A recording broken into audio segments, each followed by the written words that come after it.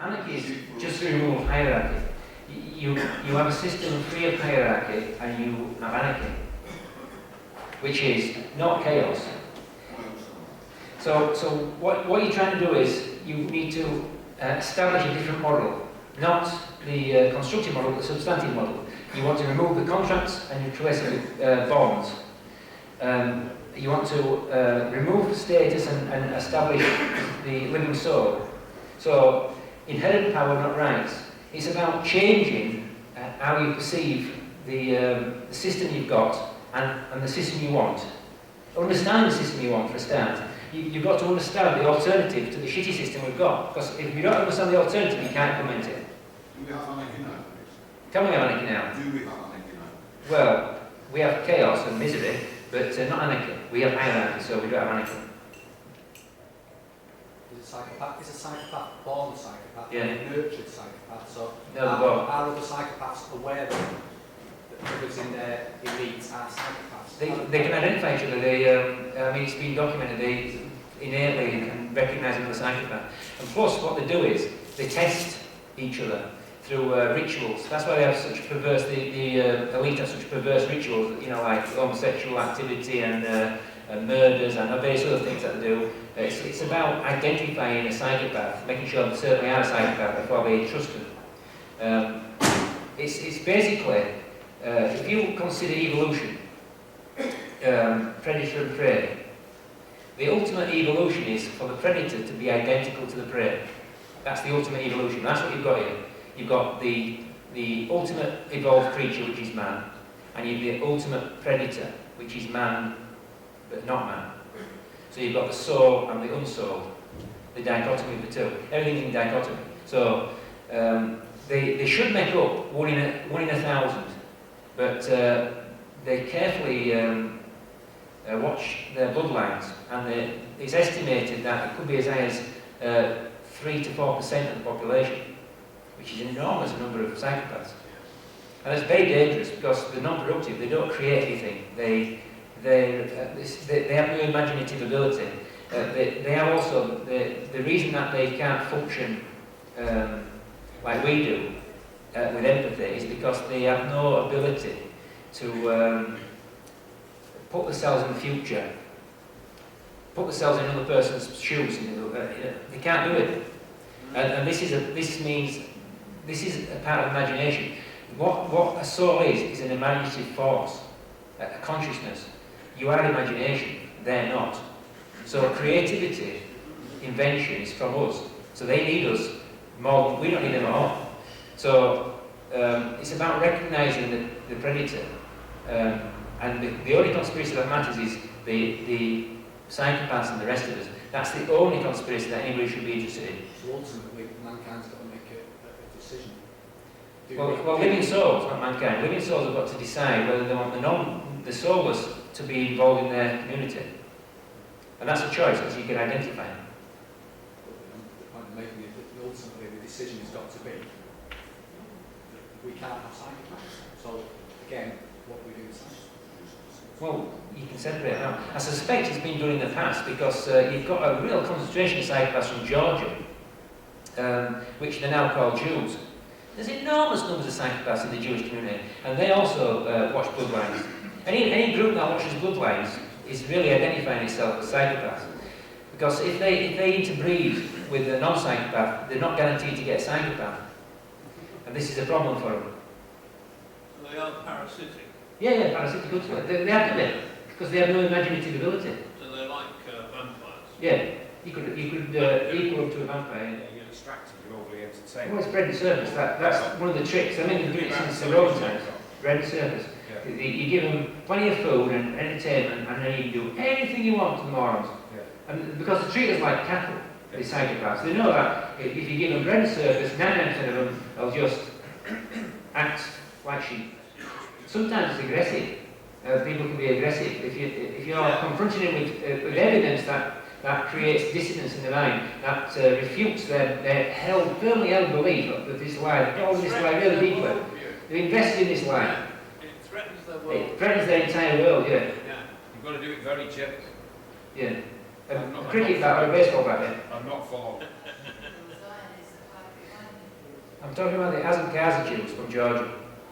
It's mainly those that are the Zionists as well.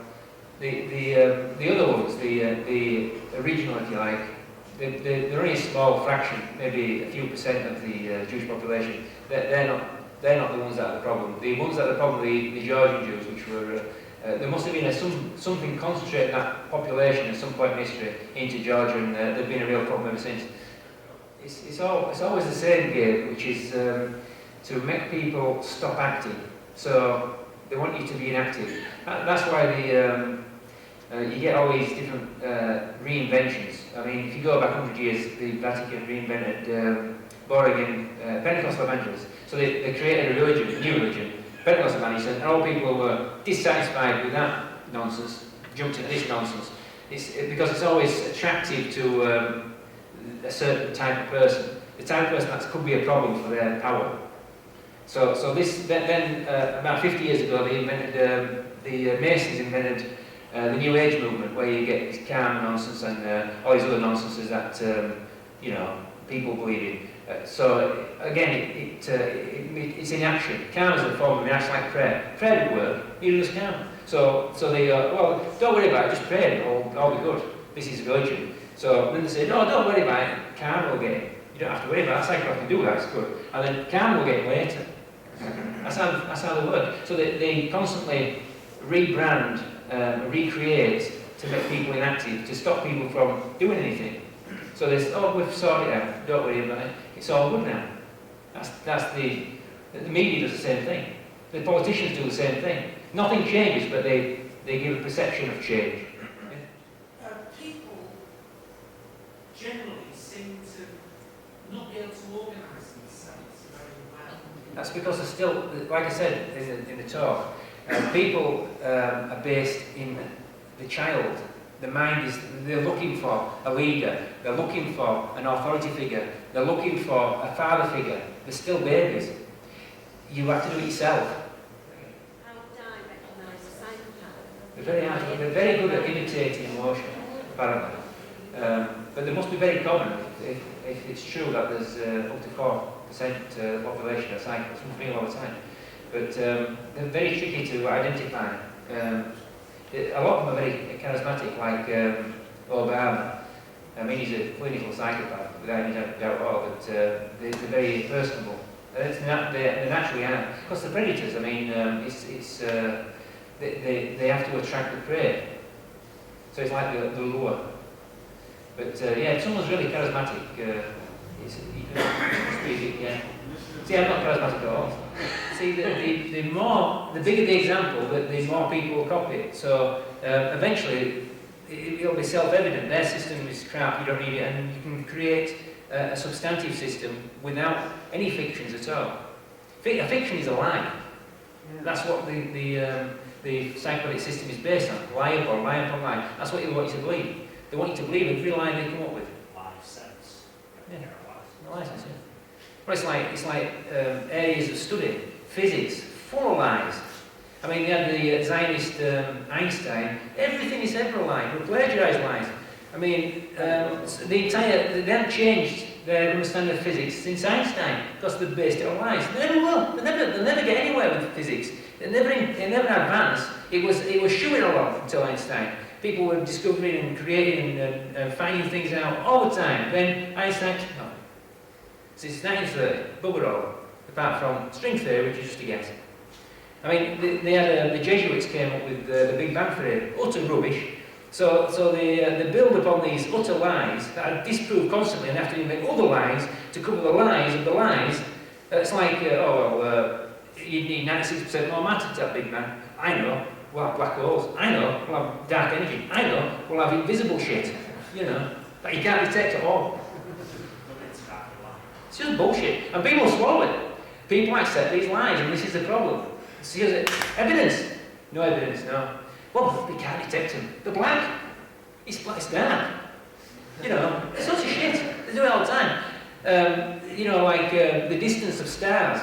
That's utter bollocks. I mean, they don't know the distance of stars at all. It's just made up. And people accept it as, it's rock solid science, that's all true. That they're constantly lying. The Earth is expanding. People don't know the Earth is expanding. There's all this pushing under shit that the geologists know bollocks. The Earth's been expanding. It's 200% bigger than it was 200 million years ago. If you look at the shape of the land, it all locks back together as a single ball. And if you look, the equator increases by 19 centimetres a year. Now it's an open energy system. They say, oh, it's gravity-based universe. It's not. It's an energy-based universe. Common sense dictates that. Everything is energy. Yeah. Oh, it's a gravity-based universe. It's all based on these black holes. Yeah. Yeah. And Tesla, he established that if you transmit energy across a distance, it increases in the amount of energy you've got. This is what he's, he built that tower. They were going to transmit energy because he knew that if you transmit energy, it increases. If you transmit it back again, it increases again. If you transmit it back again, it increases again. You get free energy. This is what the universe is doing. Vast amounts of energy is transferred to the universe, increasing. Because it's an open energy system. The sun is fed from the outside in. This is also Tesla. The sun, on the outside, is 20 million Celsius. On the inside, 6,000. It's impossible for it to be the way around. It's impossible for the energy to be going out. The sun is 6,000 Celsius. It's almost cold. Yeah, the outside is 20 million Celsius. Now physicists say, oh, it's a nuclear reaction. That's the weirdest nuclear reaction I've ever seen. The inside is only 6,000 Celsius. It's a nuclear reaction. And it all goes straight outside. It doesn't make any sense. People accept it as if it's gospel. Because they're stupid. But that's the way we live in. People accept lies as the truth. And they don't question We've them. been made stupid. We've been made stupid. Because you don't question. An authority said it, it's true. Yeah. It's been on the bleeding television, it's true. The news has said it, it's true. It's not true, it's lies. It's in the paper. It's in the paper. Someone's written a book about it. It's true. I've seen this video. It's all bollocks. Reason itself dictates it's not true. 20 million Celsius, 6,000. Not true. It's not a nuclear reaction. Common sense. Yes. It's an energy system coming in from the outside. How it works, it all works.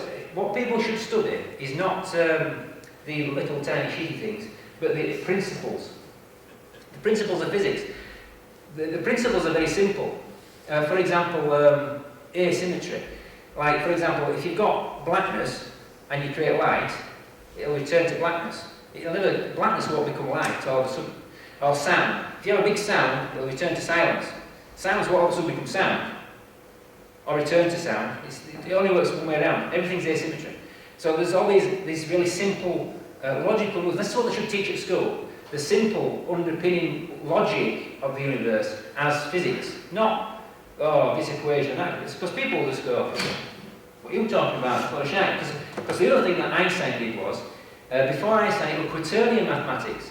This accounts for the order. So, for example, 3 plus 2 equals 5. In quaternion, the order matters. So 2 plus 3 equals 5 is not the same. And it isn't in the universe either. The order matters. Now in abstract mathematics, you can go in any fancy you want because nothing matters. It's abstract. It makes it so you can go all over the place with all your nonsense. It makes no sense and it has no basis in reality. And this is why nothing makes sense. And this is why when kids go to school learning physics, they go, I don't get any of that. Because it doesn't make sense. It's nonsense. It's bullshit. And they can innately tell it is. So this is why it's so important for people to start getting common sense, to start questioning, that don't make any sense. I'll give you another example, Mars, right? Now they say, oh, it's a weak atmosphere. Oh yes. So, bloody dead shut the bleeding rover down because the high winds. Weak atmosphere, it's all crap. Now, the other thing is, it's covered in iron oxide. What creates iron oxide? Oxygen. The only way you can have oxygen, and you can look this up as well, is if you have life. And that's a fact. So how do you get iron oxide on a planet without life? There's vast plumes of of methane as well, and it's seasonal. It comes out at certain times of year. Now, that again, there's only going to be life. There's nothing else that's going to have seasonal, massive plumes of methane coming out into the atmosphere. So the methane is really the big pointer of yeah. So there's lots of pointers. There's lots of pointers of Mars having life. I mean, the other thing about the universe is it's got to be teeming with life. It's here, it's everywhere. Because there's nothing isolated in the universe. Everything, common sense dictates everything has to be, on a vast scale. Because it's based on infinity. And if something is from infinity, itself is infinite. That was always the rule. So I'm shooting off on physics now. We're talking about physics, but anyway, is that it? Any more questions? Good. I'm bored you all, sir. There you go. Thank you very much.